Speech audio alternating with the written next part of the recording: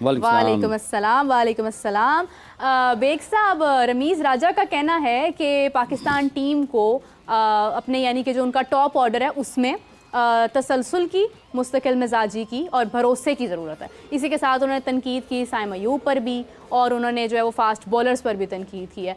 तो बेग साहब, मेरा सवाल ये है कि अगर मुस्तकिल मिजाजी की और भरोसे की ज़रूरत है, एक तरफ वो साइम को तनकीद का शिकार बना रहे हैं, दूसरी तरफ वो ये कह रहे हैं कि टॉप ऑर्डर में तसलसल की ज़रूरत है, तो साइम अयूब पर शक भी है और साइम अयूब के साथ खेलने का भी मशवरा है कि मुझे समझ नहीं आई उनकी बात कि क्या कहेंगे इस हवाले से।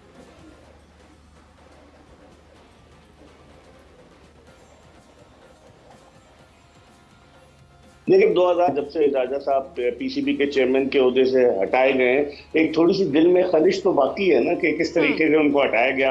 और उनका अटैचमेंट तो है, अगर कोई उन्हें अभी दोबारा ऑफर करे चेयरमैन बनने की तो कतई इनकार नहीं करेंगे। तो एक होता है ना कि एक आदमी हेल्म ऑफ अफेयर्स पे, और बिल्कुल इमरान खान साहब की तरह जो थे वो चलते हुए पीएसएल के फाइनल में दाएं बाएं उनके लोग और बच्चे और स्टेडियम के अंदर जाके वो क्राउड को हाथ हिला रहे थे, तो अब वो नशा तो उतर गया है। अब तो वो एज अ क्रिकेटर अपनी ओपिनियन दे रहे हैं, तो उस वक्त उन्होंने क्यों नहीं पाकिस्तान के टॉप ऑर्डर के लिए काम किया? कोई उनसे पूछे। जब इक़्तिदार से लोग हट जाते हैं उसके बाद तनकीद शुरू करते हैं, कोई सजेशन भी तो दें। तनकीद बाय तनकीद तो ना हो। और मुझे भी लग रहा है कि साइम अयूब को जो है, मीरब और इमरान, मुझे नहीं लग रहा कि साइम अयूब के साथ ये वर्ल्ड कप में एज एन ओपनर जाएं। जिस तरीके से रिजवान जिद करके, आपको पता है रिजवान को न्यूजीलैंड के खिलाफ T20 सीरीज में ओपनर की हैसियत से हटा दिया गया था, जिस पर अंदर की बातें कि वो बड़े नाराज थे और वो भी हो गए। एड्रेस करने के लिए उन्हें दोनों T20 जो आयरलैंड के खिलाफ हुए एज एन ओपनर उन्हें भेजा गया। तो अब देखते हैं कि साइम अयूब एक में चले 40 की, एक में नाकाम रहे, तो अब देखते हैं। बाबर आजम मुझे लगता है कि दोबारा आ जाएंगे T20 में, और रिजवान तो कर ही रहे हैं। तो मुझे लग रहा है वर्ल्ड कप में शायद यही कॉम्बिनेशन हो। कहते हैं ना, बर्फ गिरती है तो बेचारे मुसलमानों पर, तो बेग साहब, रिपीट तो कीजिएगा, साइम अयूब पे ही गिरेगी मुझे आखिरी बात दोबारा कीजिएगा प्लीज, आवाज थोड़ी सी कट गई, इतनी खूबसूरत बात मिस नहीं कर सकती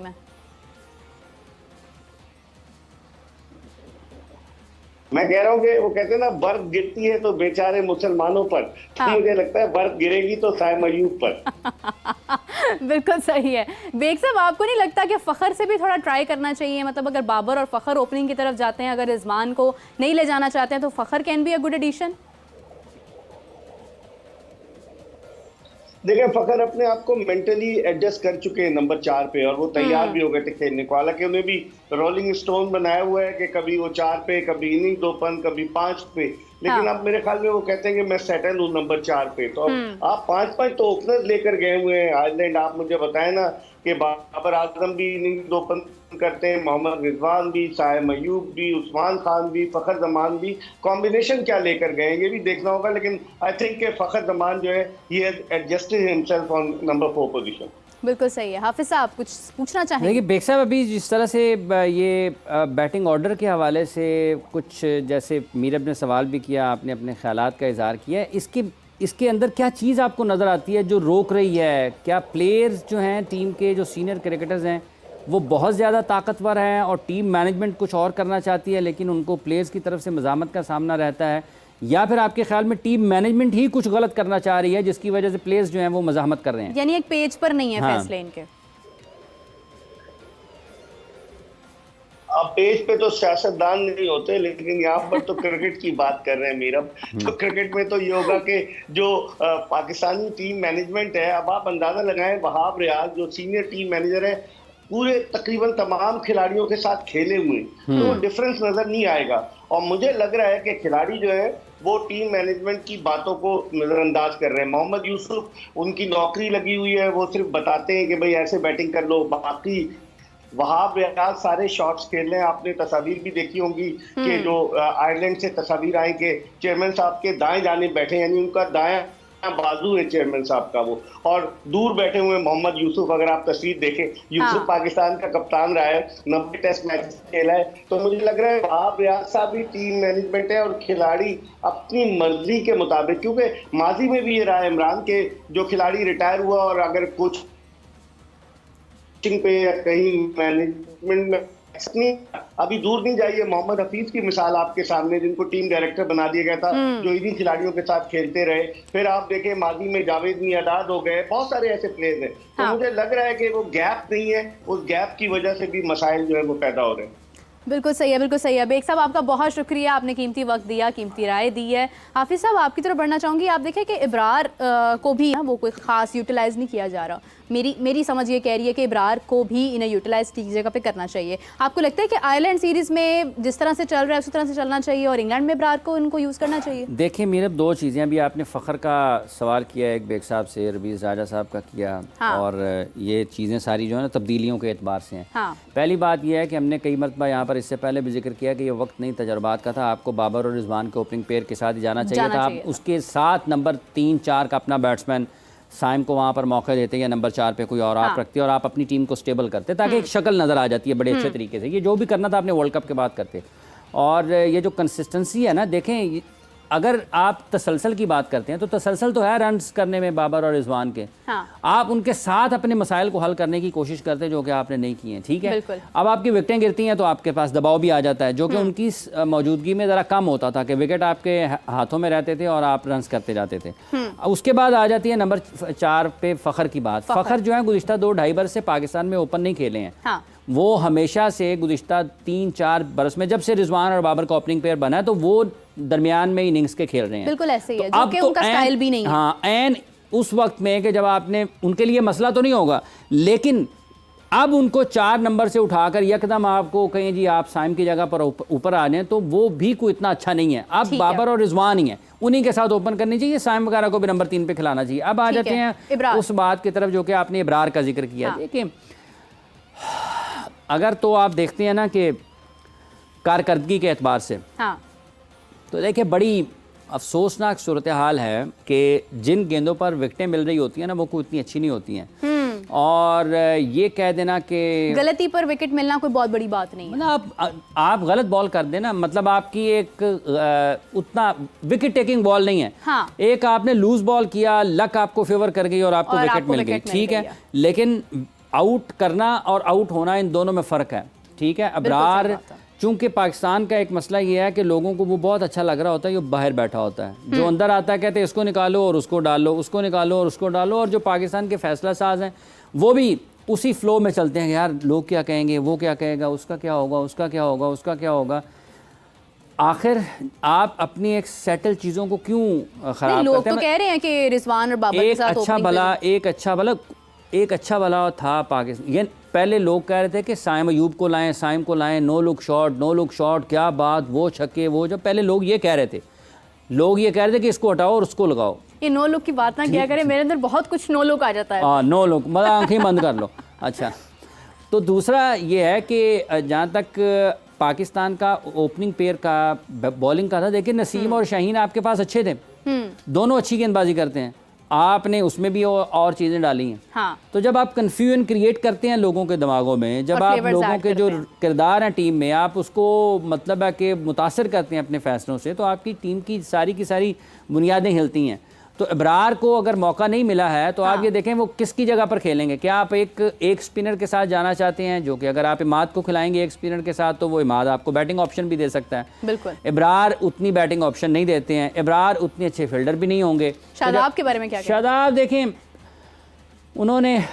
उनको इससे बेहतर क्रिकेट खेलनी चाहिए। वो जितनी सलाहियत रखते हैं वो, हाँ, उनको उस सलाहियत पर क्रिकेट खेलनी चाहिए। इस टीम में अगर आप देखें ना कि एक जो आपकी टीम का बैलेंस बहुत अच्छा कर सकता है फील्डिंग के शोबे में, बॉलिंग के शोबे में, बैटिंग के शोबे में निचले नंबरों पर, तो वो शादाब हैं। शादाब की फील्डिंग एग्जैक्टली हम कह सकते हैं कि मीरब देखें, वो अगर तो वो ये समझे ना कि उनके 4 ओवर्स ठीक होने चाहिए। हाँ।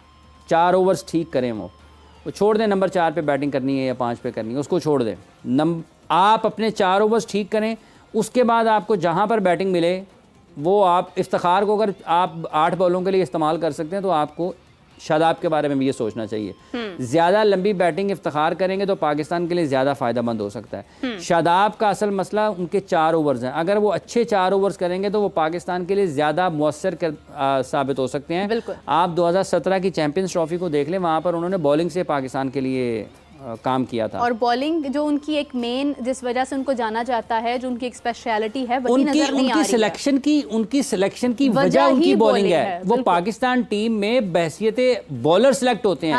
ऑलराउंडर का तो नाम दे दिया गया ना, कि जितने भी लोग बैठे होते हैं, बहुत ज्यादा लोग निहायत इज्जत के साथ ऑलराउंडर का मतलब ही बदल दिया है। अच्छा, इमाद मतलब को एक कह बंदे सकते हैं हम allrounder. Imad is an allrounder. देखें उसकी वो ऑलराउंडर्स की कैटेगरी में जो आईसीसी की है उसमें वो टॉप रैंकिंग में रहे हैं। हाँ। एक दूसरी बात ये है, आप अपनी फर्स्ट क्लास क्रिकेट को और रन को, पाकिस्तान में 30 रन अगर किसी ने किए हुए हैं ना इंटरनेशनल क्रिकेट में, वही जी ऑलराउंडर है। ऑलराउंडर है, मतलब ये कंफ्यूजन क्रिएट करती है ना। हाँ। आपकी टीम का बैलेंस, या आप टीम कैसे सिलेक्ट करते हैं? 11 सिलेक्ट करें, आप अपने स्पेशलिस्ट के साथ जाएं। देखिए टीम हारती है जीतती है, कता नजर इसके, जो आपकी बेस्ट अवेलेबल चॉइस है ना, आप उसकी तरफ जाएं जिसकी उस दिन जरूरत है। बिल्कुल। गैर जरूरी तौर पर किसी को टीम में ना डालें, भले शादाब है, भले अबरार है, भले इमाद है, जो टीम की जरूरत है ना उसको डालें।